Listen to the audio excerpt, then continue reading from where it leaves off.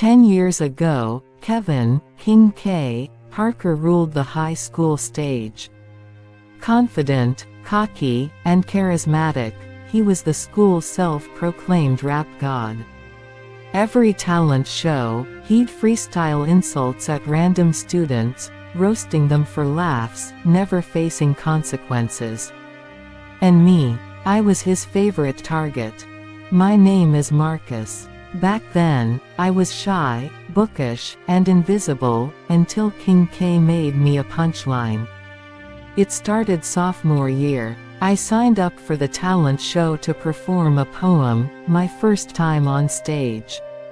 My palms were sweating as I stepped up. But before I could speak, Kevin barged in with a mic, hijacked the spotlight, and started a freestyle rap. Greater than, yo, this nerd came to rhyme. But his face looks like a crime.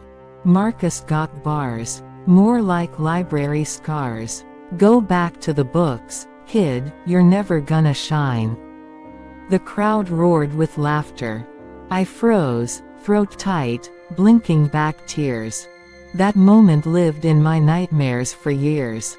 I quit poetry, quit performing. Kevin became a local hero, his raps going viral online.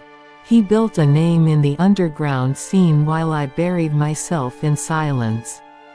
But what no one knew, was that I never stopped writing. Fast forward to now, Kevin's throwing his biggest show yet, a comeback concert in our hometown.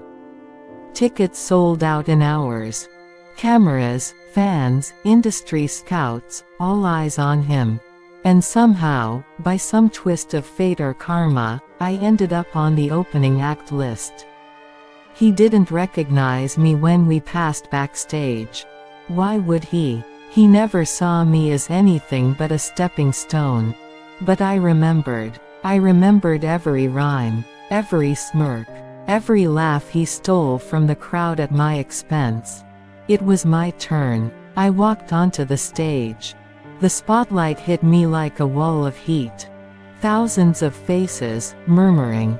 Some laughing. Just like before. I grabbed the mic. I was the joke once, I said, voice steady. But tonight, I'm telling the story. Beat dropped. And I rapped. Not just bars, blades. I told the crowd what happened 10 years ago. I rhymed about humiliation, about rising in silence, about watching from the shadows while he soaked in fake love. I turned every insult he ever threw at me into a verse, and flipped it. My words hit like punches. Greater than, you built fame off our pain. But we remember the names.